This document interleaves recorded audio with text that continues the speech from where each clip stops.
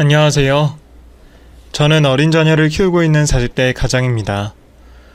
어릴 적 불우하게 살아온 제가 제 가정을 꾸리고 한 아이의 아버지가 된 것이 지금도 믿기지 않을 만큼 기쁘지만 그만큼 제가 어떻게 하면 더 가장 노릇을 잘할 수 있을까 고민하게 되는 것 같습니다.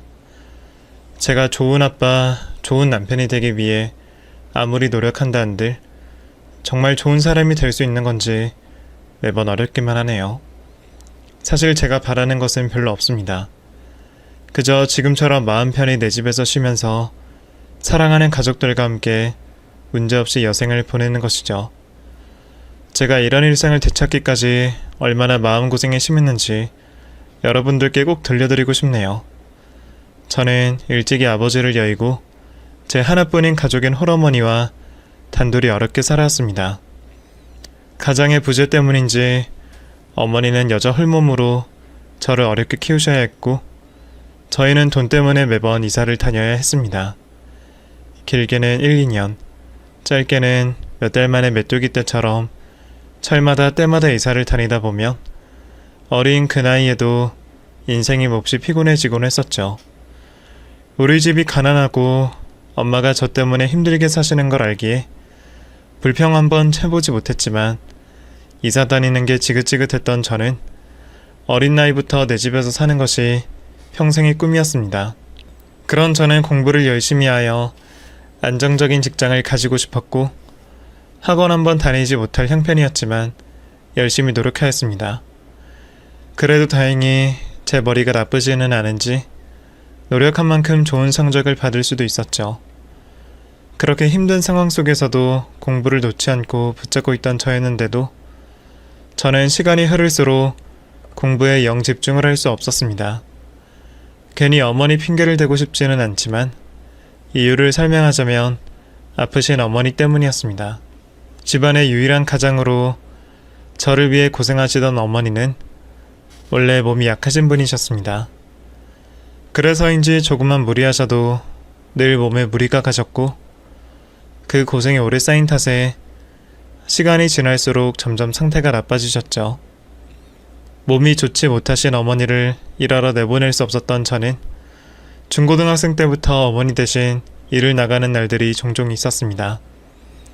어머니의 몸이 약해지시는 만큼 제가 어머니 대신 일을 해야 하는 날들이 많아지게 되었고 그러다 보니 저는 어쩔 수 없이 생계를 위해 학업을 뒷전으로 돌려야 했습니다. 저희 집에 저축이 있을 리도 없었고 한 달 벌어서 한 달 살던 저희 집 형편상 제가 어머니 대신 일을 하지 않으면 당장 두 식구가 길에 나앉아야 했기에 저는 결국 학업을 포기하고 생계전선에 뛰어들 수밖에 없었습니다. 그렇게 잠시 꿈을 접게 된 저는 고등학생 시절부터 여러 가지 일을 하며 돈을 벌었습니다. 그러다 저도 성인이 되었고 어느덧 나라의 부름을 받게 되었습니다. 영장을 받아든 저는 큰 고민에 빠질 수밖에 없었습니다. 군대야 남자라면 다들 가는 곳이니 저도 하루라도 빨리 다녀오면 그만이고 군 생활에 대한 걱정이 있던 것은 아니지만 저는 제가 입대를 하게 되면 혼자 계실 어머니가 너무 걱정이 되었습니다.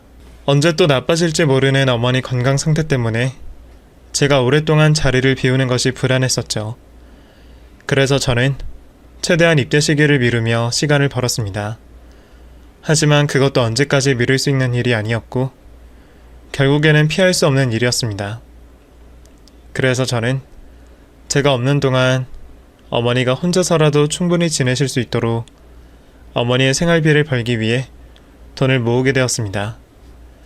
여기저기 직장을 옮겨 다니며 쉬지 않고 일을 했고 주말에까지 나가서 일용직 아르바이트를 하곤 했습니다.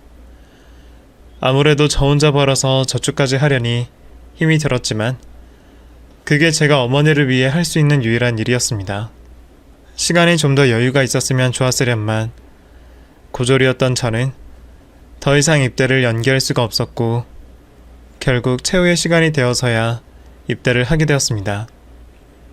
편찮으신 어머니에게 배웅도 바라지 않고 혼자 집을 나오던 저는 어머니 걱정에 발이 쉽게 떼어지지 않았습니다. 당장이라도 다시 어머니에게 달려가 옆에 있고 싶은데 그럴 수 없다는 게 몹시도 속상했습니다. 군대에 가서도 저는 어머니 걱정에 매일 짧은 통화 시간마다 어머니께 안부 전화를 드렸고 휴가 한 번이라도 더 나가려 무척 애를 썼습니다. 남들은 여자친구 한번 보겠다고 특별 휴가에 목숨을 거는데 저는 아픈 어머니 걱정에 더 목을 맬 수밖에 없었습니다. 그래도 다행인지 어머니는 저 없이도 잘 버텨주셨고 혼자서도 병원을 잘 다니시는 듯 했습니다. 하지만 어머니는 오랜 병환에 몸이 약할 대로 약해지신 상태였고 제가 모르긴 몰라도 아마 제가 군대에 가 있던 동안 더 많이 나빠지셨을 겁니다. 하지만 아들 걱정하시던 어머니는 휴가 나온 아들 앞에서 괜찮은 척 웃어 보이셨고 저는 그 모습을 보고 안심하고 부대로 돌아가게 되었죠. 그리고 그런 낌새를 느끼지 못한 저는 결국 전역을 6개월 앞두고 어머니를 먼저 떠나보내게 되었습니다. 군대에서 소식을 듣고 곧바로 달려가 봤지만 너무 늦었는지 이미 떠나신 어머니와 마지막 인사를 나눌 수조차 없었습니다.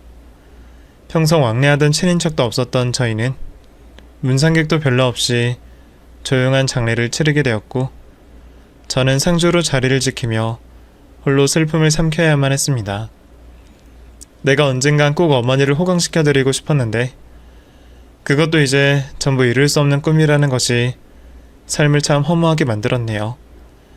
장례를 치르고 저는 어머니의 영정사진과 유골을 들고 집으로 돌아갔습니다. 그리고는 어머니가 남기신 유품들을 하나씩 들여보게 되었습니다. 그곳에서 어머니가 제게 마지막으로 남기신 듯한 선물 하나를 보게 되었습니다. 제게 남기는 짧은 편지와 함께 남겨진 통장에는 제가 모르던 돈이 들어있었습니다. 남들에게는 몇 달치 월급밖에 되지 않을 얼마 안 되는 돈일지 모르지만 제게는 평생 가져보지 못했던 큰 돈이었습니다. 어머니가 저 몰래 그 돈을 가지고 계셨구나 하는 것을 어머니가 돌아가신 후에 알게 되었습니다. 그리고 어머니가 그 돈을 제게 왜 남기셨는지도 그때 알게 되었죠. 제대로 된 직업이 없던 제가 뭐라도 해봤으면 하셨던 어머니는 그 큰 돈을 저를 위해 모으셨나 봅니다. 어쩌면 어머니는 돌아가실 날을 예견하고 계셨던 건지 잘 지내라는 마지막 인사와 함께 저를 위한 마지막 선물을 남기셨습니다. 그걸 보고 다시 군대로 돌아간 저는 어머니가 제게 남기신 소중한 그 돈을 무엇보다 값지게 써야겠다 생각했습니다. 제가 뭐라도 하기를 바라며 그 돈을 기회로 삼기를 바라시는 어머니의 뜻을 따라 저도 늦게라도 제 꿈을 펼쳐봐야겠다 생각했습니다. 전역을 앞두고 앞으로 뭘 해야 할지 열심히 궁리했던 저는 전역 후 곧장 공무원 시험 준비를 하게 되었습니다. 공무원이야말로 고졸인 제가 안정적인 직업을 가질 수 있는 일이었기에 저는 공무원이 되기로 결심했습니다. 어렸을 적부터 돈 때문에 늘 불안한 삶을 살아야 했던 제게는 알맞는 직업이었는지 모르겠네요. 그렇게 저는 어머니가 주신 돈을 낭비하지 않으려 애를 쓰며 열심히 시험 준비를 해왔습니다. 하나라도 빨리 합격을 해야 한다는 생각으로 한눈 한번 팔지 않고 매일같이 책상 앞에 앉아 있었죠. 덕분에 저는 2년 만에 공무원 시험에 합격을 할 수 있게 되었고 드디어 그토록 바라던 안정적인 직업을 가지게 되었습니다. 노력 끝에 어렵게 공무원이 되었지만 혼자인 제 삶은 늘 여전했습니다. 공무원 명찰만 달았을 뿐이지 저는 어차피 모아둔 돈도 없었고 고아에 가진 것 없는 신세이다 보니 제게 연애와 결혼은 언제나 어려운 일이었습니다. 이전까지는 먹고 살기 바빠서 여자 손 한번 잡아본 적이 없었고 어머니 돌아가신 후로는 공부에만 전념하느라 만날 일이 없었습니다. 그러다 어느새 제 나이도 벌써 20 후반이 되었지만 그때까지 연애 한번 못해본 저는 그냥 혼자가 좋다 생각하며 혼자 사는 것을 즐기며 살게 되었습니다. 그러던 중 저는 한 여자를 만나게 되었습니다. 다 포기하면 기회가 생기는 건지 우연치 않게 제게도 연애 기회가 생기게 되었네요. 생각해보면 참 희한한 인연이었습니다. 평소 마트 할인 시간마다 저렴하게 물건을 구매하던 제가 그날은 1+1 상품 앞에서 혼자 머뭇거리고 있었습니다. 혼자 사는 형편에 2개를 다 사자니 너무 많았고 그걸 포기하자니 아까운 생각이 들었습니다. 2개를 다 사야 하나 말아야 하나 고민하던 제 옆에 제 또래 여자가 있었습니다. 아무래도 저와 같은 물건을 들었다 놨다 하는 걸 보니 저와 비슷한 고민을 하는 듯 보였죠. 저게 죄송한데 혹시 그거 사실 건가요? 네? 사실 필요하긴 한데 2개는 저한테 많아서요. 역시 저랑 같은 생각하고 계셨네요. 저도 혼자 사는데 2개는 많아서 고민하고 있었어요. 혹시 괜찮으시면 그거 사서 저랑 하나씩 나누실래요? 그럼 반값에 하나씩 갖는 거니까 둘 다 좋잖아요. 어머, 정말 그래도 될까요? 그래 주시면 저야 감사하죠. 그렇게 정말 우연하고도 우스운 인연으로 시작된 저희 사이였습니다. 유민이는 저와 비슷하게 어려운 환경에서 자란 탓에 저처럼 생활비를 아껴 사는 검소한 모습이 몸에 밴 사람이었습니다. 그날도 서로 비슷한 고민을 하고 있었던 걸 보면 저희는 생각보다 많은 것들이 닮아 있었던 듯 했습니다. 저는 유민이에게 동질감을 느꼈고 알아가면 알아갈수록 착하고 속이 깊은 그녀에게 마음이 끌리게 되었습니다. 연애 한번 해보지 못해서 여자한테는 말도 못 걸 줄 알았는데 좋아하는 사람 앞에서는 용기가 생기는 건지 제가 먼저 고백을 하여 만남을 시작하게 되었습니다. 그렇게 저와 유민이는 서로 좋은 인연을 이어갔습니다.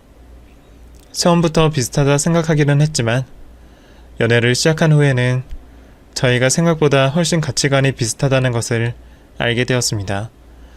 어렵게 살았던 탓에 남들은 모르는 가슴 아픈 사연들을 서로 공감하기도 쉬웠고 그만큼 안정적이고 소박한 삶을 꿈꾸고 있었습니다. 뭐든지 과한 것은 좋아하지 않고 작은 것에도 감사할 줄 알던 그녀는 저보다도 알뜰하기도 했습니다. 저도 나를 아낀다면 아낄 줄 아는 사람이었는데 유민이는 여자라 그런지 저보다 더 아껴가며 살림을 잘 꾸리곤 했었죠. 그걸 보며 저도 많이 배워가고 서로 얘기를 나누는 것이 좋았습니다. 유민이와 있으면 별것 하지 않아도 행복했고 같이 있는 시간들이 마냥 좋았습니다. 그래서 어쩌다 보니 헤어지지 않고 꽤 긴 시간을 만나오게 되었네요. 시간이 흐르며 저희도 자연스럽게 결혼을 할 나이가 되었고 유민이가 먼저 결혼 이야기를 꺼내기 시작했습니다. 문석씨, 우리도 이제 슬슬 결혼할 만한 때가 되지 않았어? 나는 문석씨랑 결혼했으면 싶은데 문석씨는 생각 없어? 그런 말은 원래 남자가 먼저 꺼내야 하는 건데 그때까지도 결혼에 자신이 없던 저는 비겁하게도 그녀가 먼저 그런 어려운 말을 꺼내게 만들었습니다. 저는 제가 뭐라고 유민이와 결혼해서 유민이를 행복하게 해줄 자신이 없었습니다. 결혼에 자신 없어 하는 저를 보며 유민이는 솔직한 마음을 고백했습니다. 나도 문석씨가 무슨 걱정하는지 알아. 없는 사람들끼리 만나서 고생하는 건 아닐지, 괜히 남자로서 아내에게 못해주는 건 아닐지 이런저런 걱정들이 되겠지. 사실 나도 우리가 결혼해서 얼마나 잘 살 수 있을지는 확신 못해. 근데 우리가 애초부터 서로 조건 보고 만났던 건 아니잖아. 나는 문석씨가 그냥 좋은데 문석씨도 그렇지 않아? 나는 결혼이라는 건 조건이 아니라 마음을 보고 해야 하는 거라 생각해. 어차피 돈이야 있다가도 없는 거고 없다가도 생길 수 있는 거잖아. 우리가 결혼해서 삶이 더 나아지지 않을지는 모르겠지만 외롭지는 않을 수 있어. 그래서 난 문석씨랑 평생 함께하고 싶어. 문석씨, 나랑 결혼해줘. 내가 호강시켜주지 않아도 좋다는 그 사람을 제가 어떻게 마다할 수 있었겠어요. 그런 솔직한 그녀의 프로포즈 덕분에 저는 결국 망설이던 결혼에 확신을 가지게 되었습니다. 그 사람 말처럼 돈 걱정보다는 서로를 위한 마음으로 용기를 가지게 되었죠. 다행히 처가에서는 일찍 부모를 여인 제 사정을 충분히 이해해 주셨고 저를 가족으로 받아들여 주셨습니다. 그렇게 저희는 서로에 대한 마음의 확신을 가지고 결혼을 하게 되었습니다. 평소 저희 두 사람이 알뜰하게 모아온 돈으로 저희는 전셋집을 구하게 되었습니다. 아직 내 집은 아니었지만 그래도 우리 두 사람이 함께 있는 집이라는 것이 무엇보다 뜻깊게 느껴졌었죠. 그 후로 정말 부부가 된 저희는 월급을 합치기로 했고 저보다 알뜰한 아내가 통장을 관리하게 되었습니다. 누구보다 아내를 믿던 저는 단 한 번의 의심 없이 통장을 전부 맡겼고 아내가 잘 관리해갈 거라 생각했습니다. 전세를 살던 저희는 내 집을 갖는 것이 소원이었고 그 일을 목표로 열심히 돈을 모아가게 되었습니다. 결혼 전에는 혼자 하던 일을 부부가 같이 해서 그런지 전보다 더 의욕 넘치고 생활비도 더 많이 아낄 수가 있었습니다. 외식은 최대한 자제하고 저렴한 식재료들을 사서 집에서 직접 음식들을 해먹고 의복이나 사치품들은 1년에 겨우 한 번 살까 말까 할 정도로 소비가 거의 없는 삶이었습니다. 남들처럼 철마다 때마다 여행도 가지 못한 채 조금은 빡빡한 삶이 힘들기는 했지만 하루빨리 집을 사고 싶었던 저희는 충분히 참을 수 있었고 저는 그런 삶조차도 아내와 함께하기에 행복하기만 했습니다. 그렇게 아내와 함께 저희만의 방식으로 즐겁게 살아가던 어느 날 아내가 문득 제게 사업 제안을 해왔습니다. 잘 아는 지인에게 소개를 받았다며 시작만 하면 무조건 큰 돈을 벌 수 있을 거라 말해왔죠.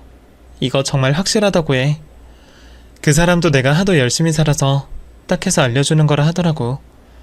기술도 많이 필요 없고 조금만 배워서 하면 금방 자리 잡을 거야. 글쎄, 사업은 생각해 본 적 없는데. 그리고 나 공무원이라서 겸직도 안 되잖아. 하라면 당연히 지금 일은 그만둬야지. 이것도 나름 사업인데 어떻게 일이랑 병행하겠어?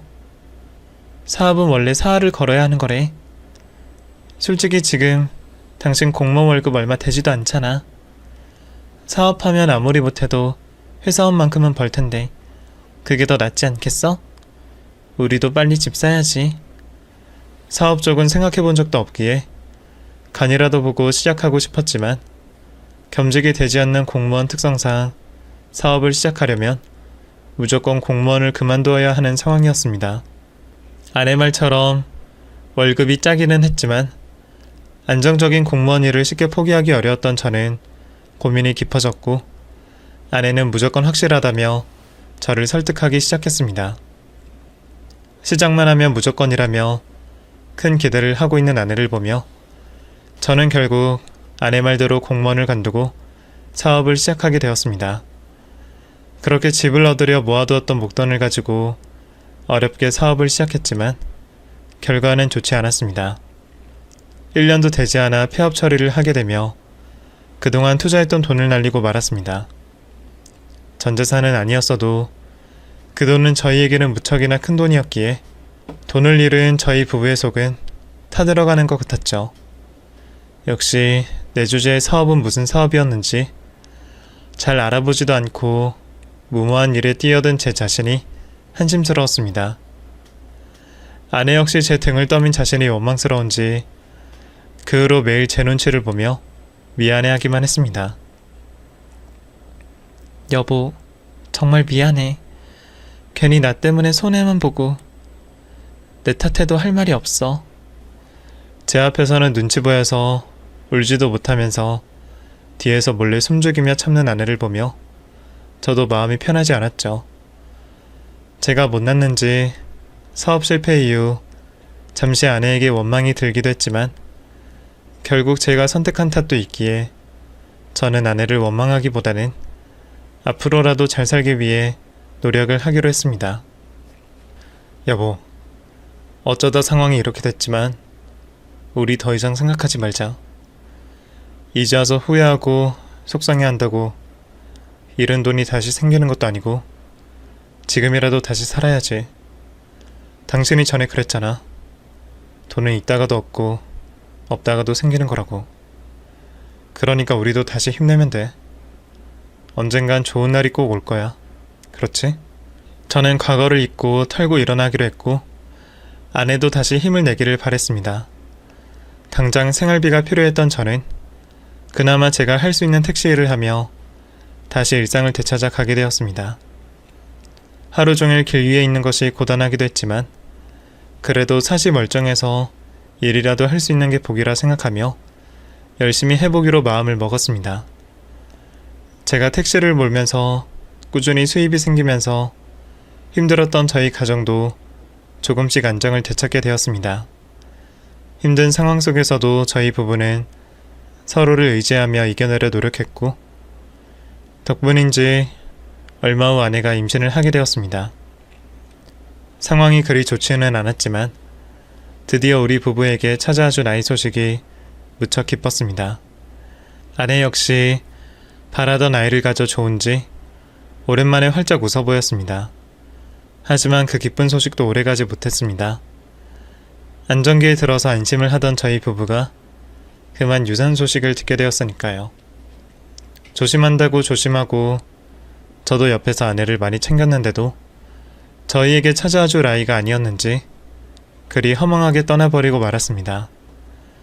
그 일로 저희 부부는 물론이고 기대가 많으셨던 처가 식구들까지 모두 크게 힘들어지고 말았습니다. 물론 그 중에서도 아내가 가장 힘들었을 겁니다. 사업 실패 이후 늘 의기소침하며 우울해 보이던 아내였는데 자기 배에 품고 있던 아이가 잘못된 것을 보고 얼마나 속이 상할지 전 혹시라도 아내가 자책을 하지는 않을까 싶어 걱정스러웠습니다. 그래서 저는 일하는 틈틈이 택시를 몰고 아내를 찾아가며 일을 하면서도 아내를 챙기려 노력해왔습니다. 사업 실패 이후 드디어 웃을 일이 좀 생기나 했더니 좋지 않은 일들이 연달아 벌어지자 저희 부부는 힘들 수밖에 없었습니다. 여태 서로 의지하며 나름 잘 버텼다고 생각했는데 그때는 확실히 둘 다 많이 힘들었던 것 같아요. 평소 솔직하던 아내도 그때만큼은 제게 힘들다, 슬프다 하는 말이 별로 없었고 왠지 모르게 혼자 속을 삭히는 듯 보였습니다.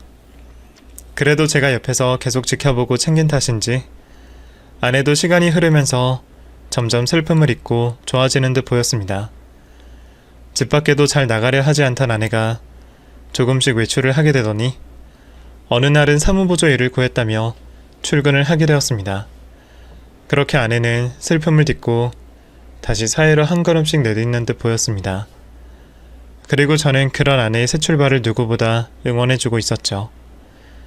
시간이 약이란 말처럼 흘러가는 시간 덕분에 힘든 때를 잊고 평탄하게 살아가고 있었습니다.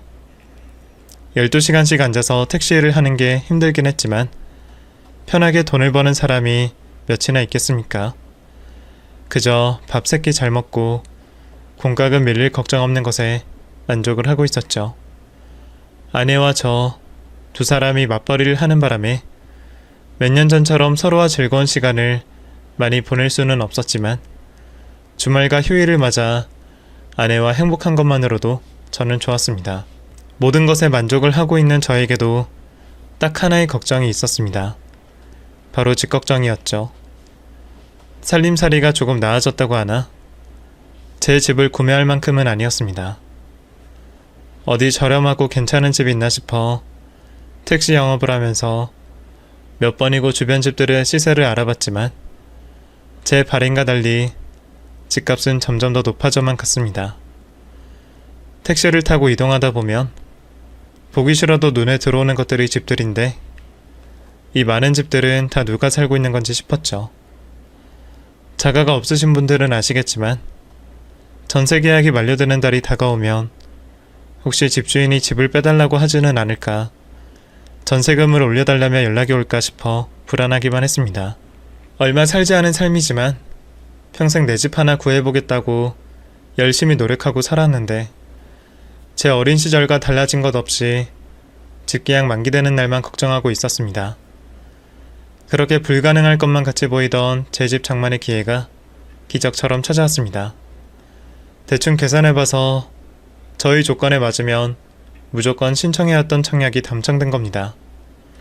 청약하시는 분들이 누구나 그렇듯 청약 신청 초반에는 덜컥 당첨이 되어가지고 잊지도 않은 중도금 걱정을 했었는데 점점 당첨이 안 되다 보니 습관적으로 넣을 뿐 기대는 하나도 하지 않고 있었죠.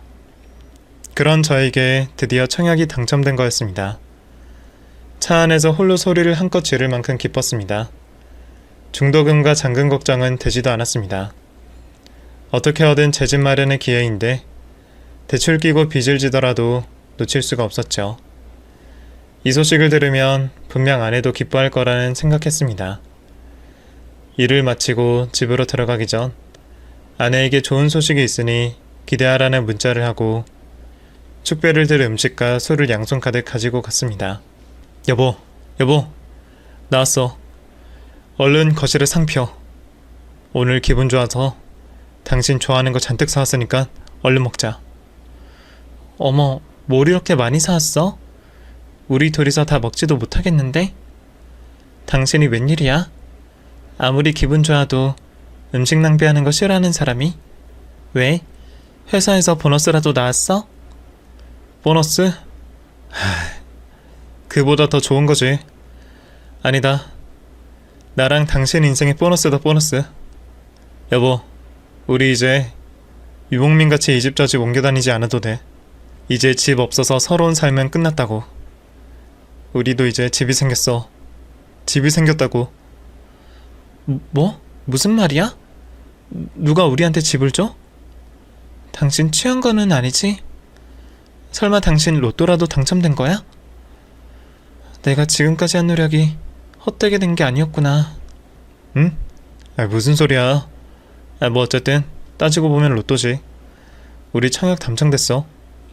이제 집 들어가기 전까지만 고생하면 돼.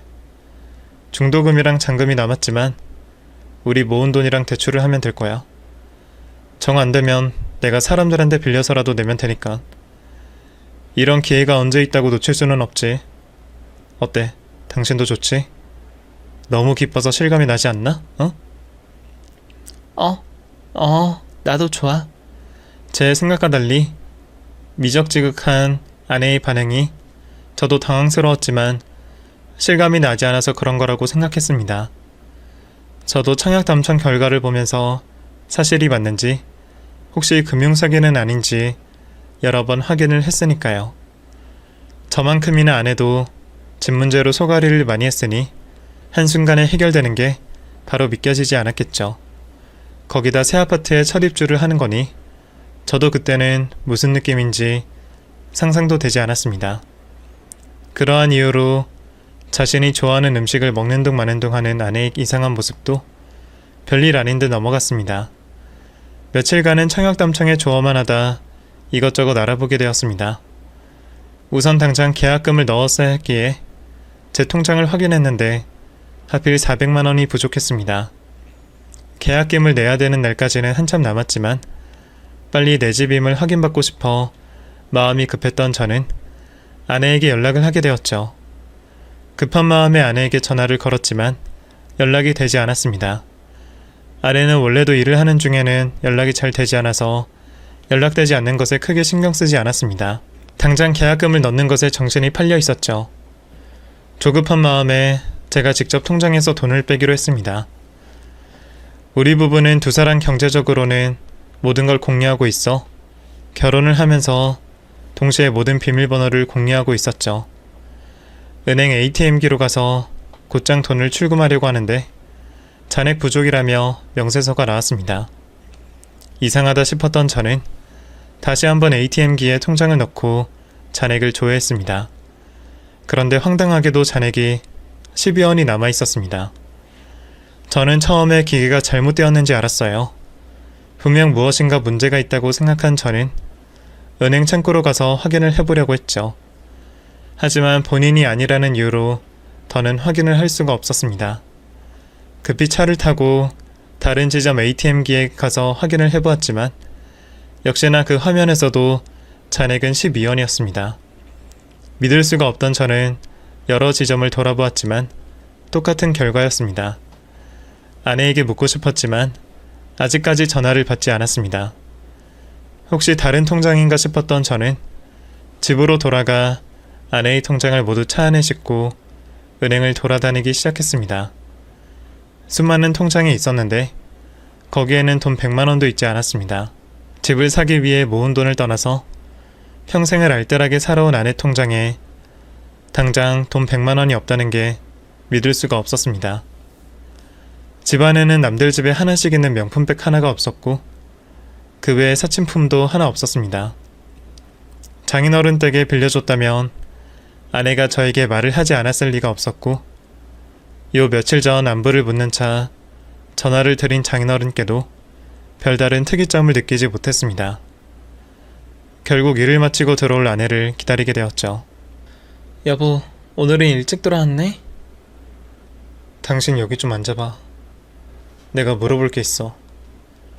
나한테 거짓말 하려고 하지 말고 솔직하게 말해줘. 내가 그렇게 이해심 없는 사람도 아니잖아. 무슨 말인데 그래? 오늘 청약 당첨된 곳에 계약금 내려고 했는데 내 통장에 돈이 부족해서 당신이 집 살 돈 모으는 통장에서 출금 좀 하려고 했어. 그런데 잔액이 12원이래. 처음에는 기계가 잘못된 줄 알았는데 아니더라. 다른 통장에 넣었나 싶어서 나머지 통장도 확인해 보니까 어떻게 된 건지 돈이 하나도 없어. 도대체 어떻게 된 거야? 그게... 아내는 제 물음에 당황했는지 우물쭈물하면서 말을 하지 못하고 있었습니다. 대답을 기다리지 못하고 제가 추궁을 하자 아내는 한숨을 한번 내쉬고는 모든 것을 체념한 채 입을 열었습니다. 미안해. 그래도 그 돈 좋은 일에다 썼어. 당신이 이해하는데 시간이 좀 걸리겠지만 내 이야기 다 듣고 천천히 생각해보면 다행이라고 생각해야 돼. 그 돈으로 우리가 지금까지 별 문제 없이 살고 있는 거니까. 무슨 말이야? 어디다 썼길래 우리가 문제가 없다는 거야? 우리 튼튼이 잃기 전까지 많이 힘들었던 거 생각나? 당신 사업도 망하고 튼튼이도 잃고 그게 다 우리한테 귀신이 붙어서 그런 거라고. 우리 앞길을 막는 귀신이. 우리가 하는 일마다 문제가 생기니까 하도 답답한 마음에 안 되는 이유라도 알고 싶어서 점점 보려고 갔어. 그런데 처음 찾아간 신당에서 그분을 뵙게 된 거야. 그분? 당신 지금 말하는 그 사람이 점쟁이 말하는 거야? 사람 등쳐먹고 사는 그런 사람들? 여보, 그런 말 하면 안 돼. 물론 그런 못된 사람들도 있지.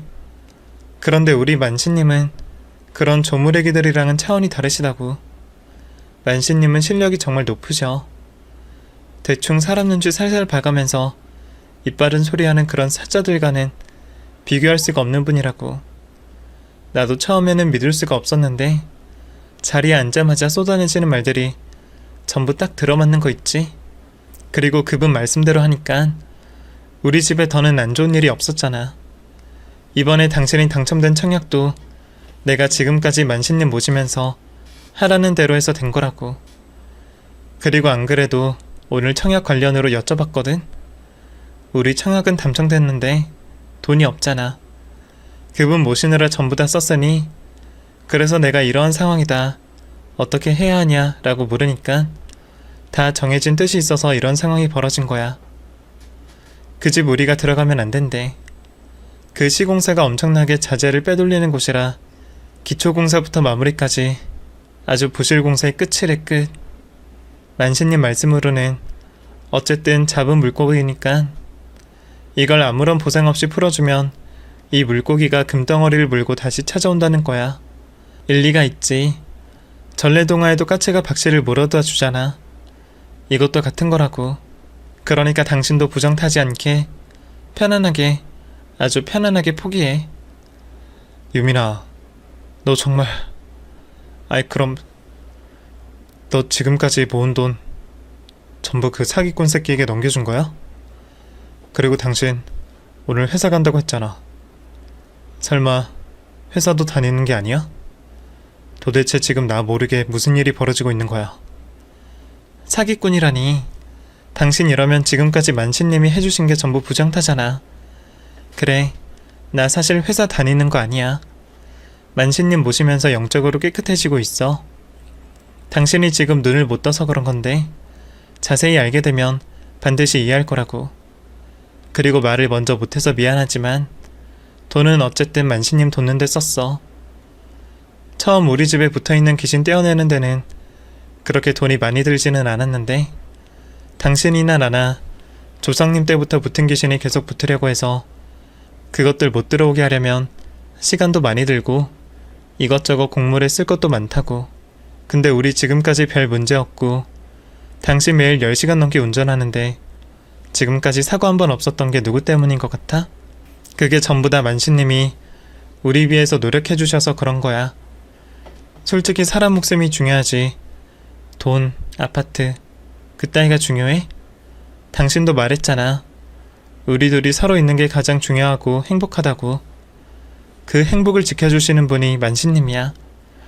점쟁이에게 제대로 걸려든 건지 아내가 입에서는 말도 안 되는 소리가 계속해서 나오고 있었습니다. 어이가 없어 그 이야기를 전부 듣고 있었지만 얘기를 듣는 내내 미쳐버리는 줄 알았습니다. 이 사람이 왜 이러나 싶어서 똑바로 쳐다보는데 아내의 눈에는 광기가 서려 있었습니다. 정말 자신이 하는 말인 만신, 귀신, 부정 등등 이런 것들을 전부 사실로 판단하는 것 같았습니다. 사이비에 빠져 전 재산을 날려먹은 사람들의 이야기를 TV에서 보긴 봤습니다만 세상이 어느 때인데 점쟁이라니요. 더군다나 저는 그런 사람들의 말은 믿지도 않았습니다. 당연히 여름에는 물 조심하고 겨울에는 불 조심해야 하는 거고 사람들 마음에 약한 곳 하나씩은 있을 거 아니에요. 그런 것들 파고들어서 사람 돈 뜯어내는 거라 생각하는 사람 앞에서 말도 안 되는 소리를 하니 제가 어떻겠어요.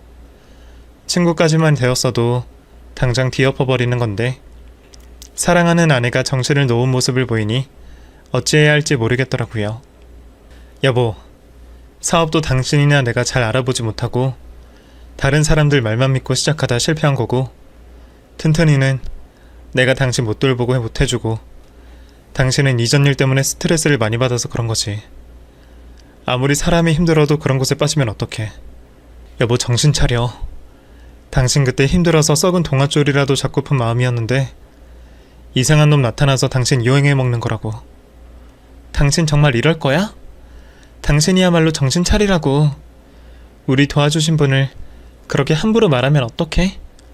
그러다 정말 부정 탄다고. 이러다 정말 큰일 나겠어. 이렇게 된 거 나랑 만신능기 가서 부정 탄 거 씻어내자. 우리 살아야지. 당당하게 말하는 아내를 보자 당장 이혼을 해야겠다 싶었습니다. 어떻게 모은 돈인데 그것을 사기꾼 놈에게 넘기다니. 이런 사람과 더는 살붙이고 살 수가 없었어요. 저 또한 화를 내며 이판사판으로 맞불을 놓으려는 순간 제 눈에 아내의 모습이 점점과는 다르게 들어왔습니다. 핏대를 세우며 눈을 치켜뜨는 모습이 어떻게든 살아보려고 하는 몸부림처럼 보였죠. 세상 누구보다 순진했던 아내였는데 저를 만나고 마음고생이 많아 이상해진 아내의 모습을 보니 마음이 내려앉아 버렸습니다. 그 느낌을 받는 순간 저는 그 자리에 앉아 흐느끼게 되었습니다. 내 아내가 이런 상황까지 될 때까지 나는 무엇을 했나 싶더군요. 내가 아내보다 조금이라도 더 버티림이 남아있었으니 신경을 써줬어야 했는데 당장 먹고 사는 게 중요해 아내가 병들어가는 줄 몰랐다는 게 너무 미안했습니다. 경제적으로도 아무런 걱정 없게 해주었더라면 오늘 같은 날은 없었을 텐데 아내의 잘못보다 제 잘못이 더 큰 것 같았습니다. 큰 목소리로 열을 내고 있던 아내도 제가 우는 모습을 보자 이내 말을 거두고 저를 안고 같이 흐느끼며 울게 되었습니다. 저를 안아주며 울고 있는 아내를 보니 다시 예전으로 돌아갈 수 있을 것만 같았습니다. 지금부터라도 아내의 마음의 상처를 제가 보듬어주고 손잡고 나아간다면 점쟁이가 파놓은 세뇌라는 구렁텅이에서 빠져나올 수 있을 거라고 생각했죠. 하지만 저 혼자만으로는 역부족일 것 같았습니다. 누구라도 저를 도와줄 사람들이 필요했습니다. 울다 지쳐 잠든 아내를 침대에 옮겨놓고 저는 장인 장모님께 전화를 드리게 되었죠. 연락을 받으신 장인 장모님께서는 아내의 상황을 듣게 되시고는 큰 충격을 받으셨습니다. 당장 내일부터 치료가 필요했던 탓에 저는 장인 장모님께 숨 돌릴 틈도 들이지 못한 채 곧장 계획을 세우기 설명하게 되었죠. 다른 무엇보다 어떻게든 아내와 무속인 간의 연락을 끊어놓는 게 중요하다고 생각했습니다. 휴대폰은 자고 있는 아내 몰래 빼돌리면 되었지만 제가 출근을 하고 난 뒤가 문제였죠. 며칠 동안은 회사에 양해를 구하고 아내를 보살필 수 있었지만 그것도 한계가 있었습니다. 그 시간을 장인 장모님께 부탁을 드리게 되었습니다. 무속인과 연락이 끊기며 불안에 떨던 아내는 극렬한 저항도 했고 울기도 했고 단식까지 했습니다. 그 모습을 보는 것조차 마음이 아팠지만 우리 가족 모두 천천히 아내가 무속인에게 의문을 품을 수 있도록 기다렸습니다. 그리고 우리는 무속인을 만나기 전 아내의 감정을 물어보기 시작했습니다. 정확하게 어떠한 이유로 빠져들게 되었는지 알았어야 했으니까요. 처음에는 대답도 거부하던 아내는 조금씩 자신의 감정을 이야기하게 되었고 저희도 조심스레 당시 우리들의 감정을 말하며 서로를 이해하는 시간을 가지게 되었습니다. 그렇게 아내는 조금씩 무속인에 대한 의존도를 줄여갔고 우리는 적당한 때를 파악해서 아내를 제대로 된 정신과 치료를 받을 수 있게 했습니다. 오랜 시간이 걸리게 되었지만 아내는 이전과 같이 돌아와 주었죠. 그리고 지금까지 자신이 무속인에게 속아왔다는 것을 분노하게 되었습니다. 자신이 스스로 자처한 것도 있었지만 무속인의 협박이 어쩔 수 없이 한 행동들이 더 많았습니다. 우리는 변호사를 찾아가 우리가 할 수 있는 바를 확인하게 되었습니다. 다행히 우리에게 돈을 어느 정도 돌려받을 수 있는 방법이 있었습니다. 아내가 자신에게 세뇌를 당한 것을 확신한 뒤로는 협박을 하며 무속행위를 해야 한다고 말만 했던 거죠. 변호사는 협박을 하여 정당한 무속행위를 하지 않을 것에 대해 사기죄를 적용시킬 수 있다고 했습니다. 그렇게 법정 싸움을 하고 있던 도중 우리 사건의 판결이 있기 전 비슷한 사건의 사기죄가 인정되는 선례가 나왔습니다. 그 점쟁이도 변호사를 통해 듣게 되었는지 그제서야 자신의 잘못을 인정하고 합의금을 제시했습니다. 변호사와 상의 끝에 우리는 합의금을 받는 것으로 마무리를 하게 되었습니다. 어차피 실형을 살게 된다고 해도 길지는 않았고 다시 사람들의 불안을 이용해 사기를 칠 수 있는 것은 마찬가지였으니 말이죠. 늦었지만 우리 부부의 삶을 다시 고쳐나가게 되었습니다. 몇 년이 흐른 지금은 다른 문제 없이 행복하게 아내와 살아가고 있어요. 그리고 모든 것이 제자리를 찾았다고 증명해주는 아이와 함께 말이죠.